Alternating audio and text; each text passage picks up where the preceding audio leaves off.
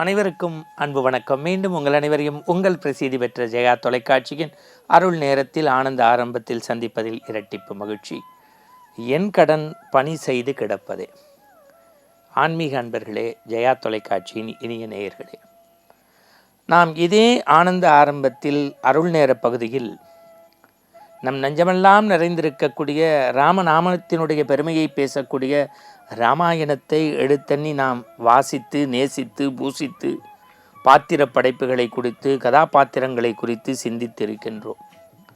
12ஆம் திருமுறையாகிய பெரிய புராணத்து அடியார் பெருமக்களை சிந்தித்து வந்திருக்கின்றோம். அந்த வகையில் இந்த மண் உய்விப்பதற்காகவே எழுதப்பட்ட வேதவியாசரால் அவர் சொல்ல சொல்ல விநாயகப் பெருமானால் தன் தந்தத்தை உடைத்து எழுதப்பட்ட பாரதத்தினுடைய சிறப்புகளை, மகாபாரதத்தினுடைய மகிமையை அவ்வப்பொழுது பார்க்க தொடங்கி இருக்கின்றோம். அந்த வகையில் சக்கரவர்த்தி ராஜகோபாலாச்சாரி அவர்கள், என்னுடைய நினைவு சரியாக இருக்குமே என்று சொன்னால், 26/8/1972 தன் கைப்பட உரை எழுதுகின்றார். தெல்ல தமிழ்ந்த தமிழில் மக்கள் மேன்மை உறுவதற்காக மகாபாரதத்திற்கு உரையாசிரியராக எழுதிய ராஜகோபாலாச்சாரி எழுதுகின்றார். எத்தனையோ பதவிகளை நான் வகித்த போதும் என் மனதிற்கு பிடித்தது இந்த மகாபாரதத்திற்கு உரை எழுதியது. தமிழ் சமூகம் மகாபாரதத்தையும் மகாபாரத கிளைக்கதைகளையும் படிக்க படிக்க படிக்க படிக்க வாழ்க்கையில் மேன்மை உறுவார்கள் என்று. அந்த வகையிலே அவர் பாதையிலே நின்று இந்த மண்ணுலகை ஆட்சி செய்து சின்ன சின்ன நடை நடந்து தன் உலக உருண்டையை தன் உள்ளங்கைக்குள் கொண்டு வந்து தன் நாவை திறந்தாலே உலகத்தை காட்டக்கூடிய சர்வ வல்லமை படைத்த கிருஷ்ணன் வாழ்க்கையில் நடந்த ஒரு பாகவத கதை.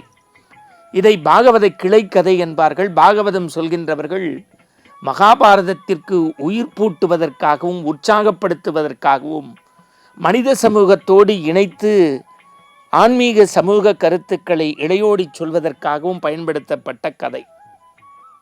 பகவான் கிருஷ்ணன் யசோதை பெற்ற குழந்தை. ஆயர்பாடியிலே கோபியரோடு கொஞ்சி குழாவி இருக்கின்றவன்.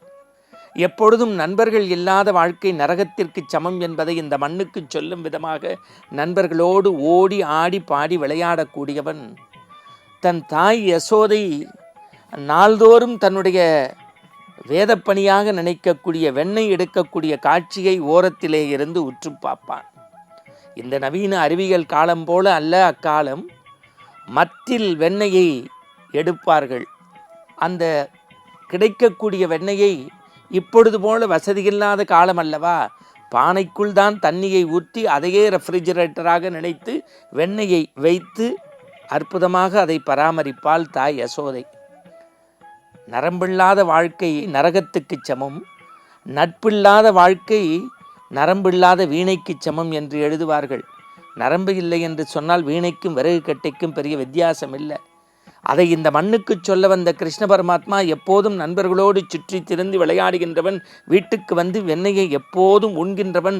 யசோதை பார்த்தால் இனி இவனை கையும் களவுமாக பிடிக்க வேண்டும் என்று திட்டமிட்டு ஒரு நாள் தான் அயர்ந்து அயர்ந்து உடைத்து உடைத்து ஆடி பாடி தேடி எடுத்த வெண்ணெயை மண் பாத்திரத்திற்குள் தண்ணீரில் வைத்து பரன் மீது வைத்து அதன் நுனியில் ஒரு கயிற்றை கட்டி கயிறின் நுனியை கதவில் கட்டி ஒரு மணியையும் கட்டி வைத்தார்.